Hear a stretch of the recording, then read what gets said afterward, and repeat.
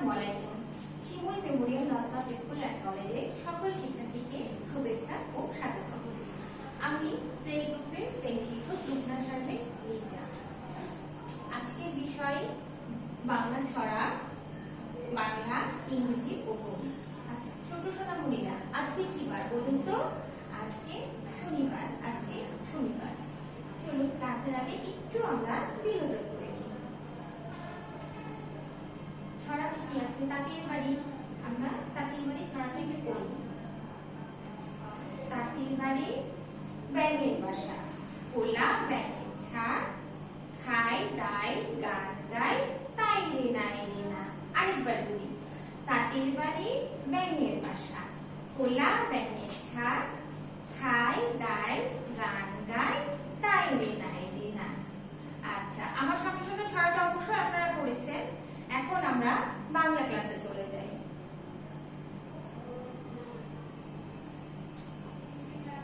সবাই মিলে আমার সঙ্গে সঙ্গে বাংলা ক্লাসটা করবেন। ঘ থেকে চ পর্যন্ত ব্যঞ্জন বর্ণগুলো দিয়ে দুটি করে শব্দ ও একটি করে ছড়া মনে করে বলি।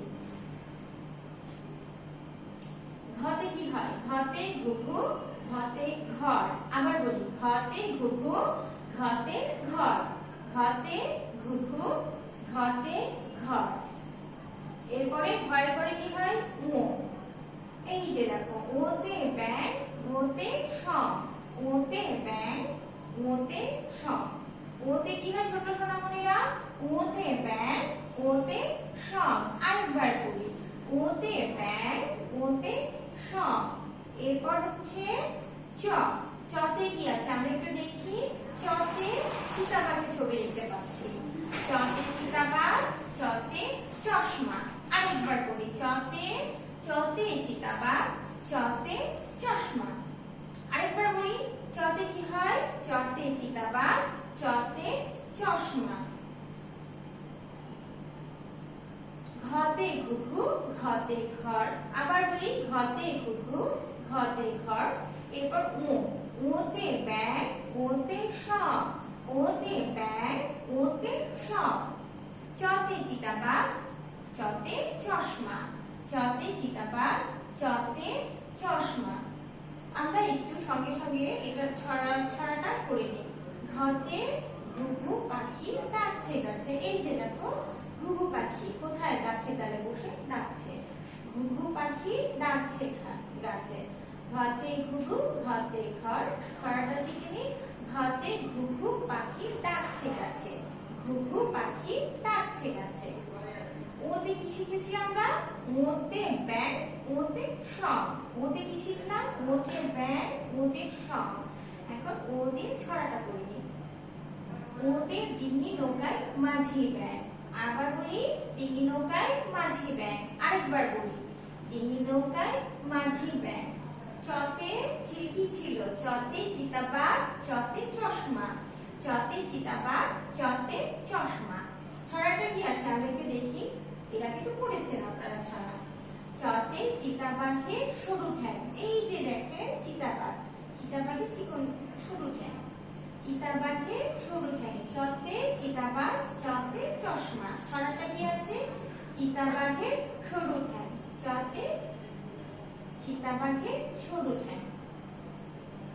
বাংলায় তিনটি রং মনে করে বলি, যেমন গোলাপি, নীল, বাদামি। এই যে এটা কি রং? এটা গোলাপি রং, এটা গোলাপি রং। গোলাপি, নীল, বাদামি। আবার বলি, গোলাপি, নীল, বাদামি। এটা কি রং? এটা হচ্ছে বাদামি রং। এটা নীল রং, আর এটা হচ্ছে গোলাপি রং। আমরা তিনটি রঙের নাম শিখলাম না? কি কি? গোলাপি, নীল, বাদামি। আরেকবার বলি, গোলাপি, নীল, বাদামি। আমরা তিনটি রঙের নাম শিখে গিয়েছি। এখন আমরা নিচে যে প্রশ্নগুলো আছে সেগুলো একটু মনে করি করব। নিচের প্রশ্নগুলো মুখে মুখে বলি। যেমন ঘ এর পরের বর্ণ কি? ঘ এর পরের বর্ণ উ। আবার বলি, ঘ এর পরের বর্ণ উ। ঘ এর পরের বর্ণ কি? ছোট্ট সোনামণিরা, আপনারা আমার সঙ্গে আরেকবার বলেন। ঘ এর পরের বর্ণ কি? ঘ এর পরের বর্ণ উ। 2 নম্বরে কি আছে? কে ডাকছে গাছে। ঘুঘু পাখি ডাকছে গাছে। ঘুঘু পাখি কি করছে? ঘুঘু পাখি ডাকছে গাছে। কে ডাকছে গাছে? ঘুঘু পাখি ডাকছে গাছে। ঘুঘু পাখি কি করছে? ঘুঘু পাখি ডাকছে গাছে। 3 নম্বরে কি আছে? কার সরু ঠ্যাং। আমরা তো এর আগে পড়ে এসেছি কার সরু ঠ্যাং। চিতা বাঘের সরু ঠ্যাং। কার সরু ঠ্যাং? চিতা বাঘের সরু ঠ্যাং। চিতা বাঘের কেমন ঠ্যাং? চিতা বাঘের সরু ঠ্যাং। কার সরু ঠ্যাং? চিতা বাঘের সরু ঠ্যাং। চিতা বাঘের কেমন ঠ্যাং? চিতা বাঘের সরু ঠ্যাং। আমাদের বাংলা পড়া শেষ, এখন আমরা ইংরেজি পড়ব। Let's memorize 2 words and their meaning with the letters from A to C. A থেকে C পর্যন্ত লেটারগুলো দিয়ে দুইটি করে ওয়ার্ড ও অর্থ মনে করে বলি। Like Apple. অ্যাপল মানে apple. A for apple, A for ant. আরেকবার বলি, A for apple, A for ant. এই যে দেখেন, A for apple, A for ant. A for apple, A for ant. Apple মানে আপেল। অ্যাপেল মানে apple. Apple মানে apple. Ant এর অর্থ কি? অ্যান্ট অর্থ পিঁপড়া। অ্যান্ট অর্থ পিঁপড়া। A for apple, A for ant. Apple অর্থ আপেল, অ্যান্ট অর্থ পিঁপড়া। পরে কি আছে? বি। এর পরে কি হয়? B. B for boy, B for bear. B for boy, B for bear. বয় অর্থ বালক, bear অর্থ ভালুক। বয় অর্থ বালক। B for boy, বয় অর্থ বালক। আরেকবার বলি, বয় অর্থ বালক, bear অর্থ ভালুক। B for boy, B for bear. B for boy, B for bear. bear অর্থ ভালুক, bear অর্থ ভালুক। C। C for কি হয়? C for cat, C for cat. C for cat, C for cat. cat অর্থ বিড়াল, car অর্থ গাড়ি।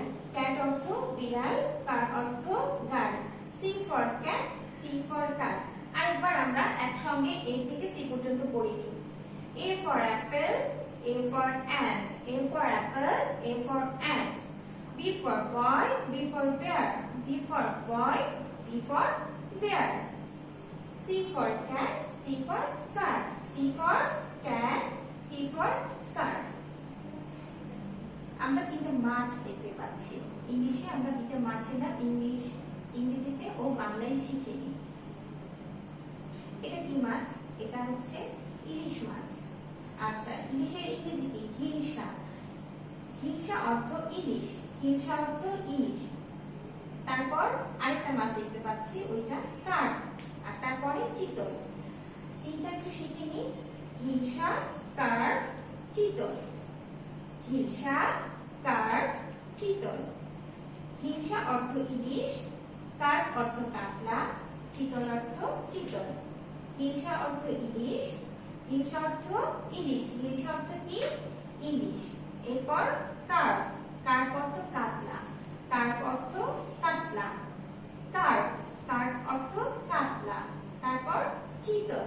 চিতল অর্থ চিতল। চিতল, চিতল অর্থ চিতল।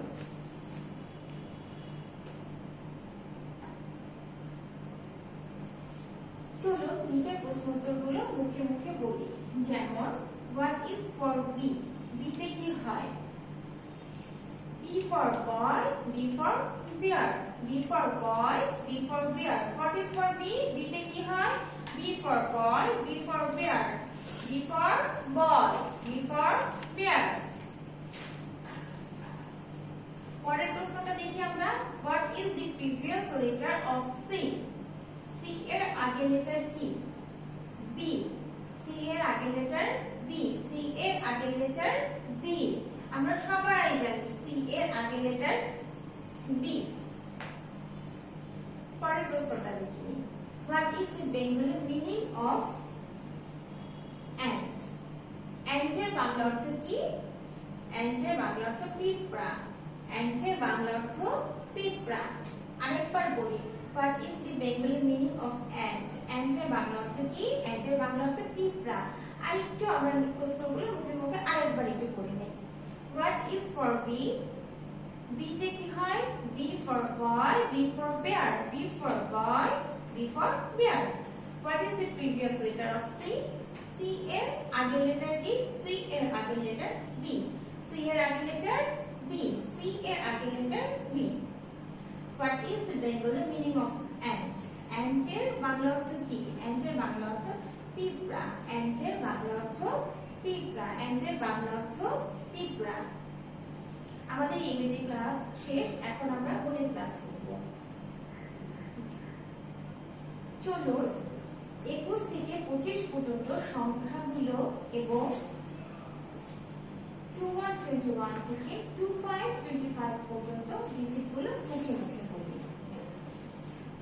প্রথমে আমরা 2-21 থেকে 2-5-25 পর্যন্ত সংখ্যাগুলো পড়ব।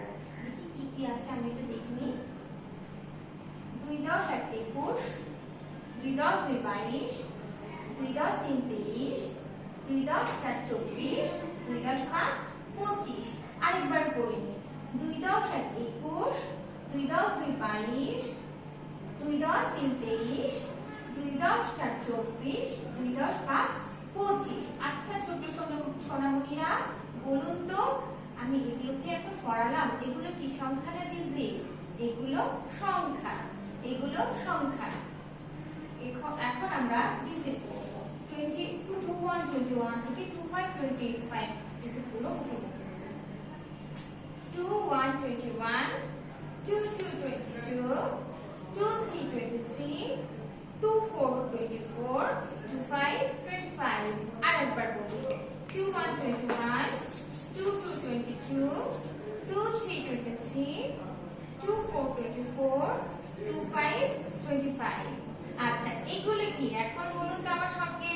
এগুলো হচ্ছে ডিজিট। হ্যাঁ, আপনারা ঠিক বলেছেন, এগুলো ডিজিট। আগেরগুলো ছিল সংখ্যা, পরেরগুলো ডিজিট। নিচের প্রশ্নোত্তরগুলো মুখে মুখে বলি। 2-21, 21 এর পরের সংখ্যা কত? এই যে দেখো, 2-21, 21 এর পরের সংখ্যা 22, 2-10-22। 21 এর পরের সংখ্যা 22, 2-10-22। 21 এর পরের সংখ্যা কত? 21 এর পরের সংখ্যা 22।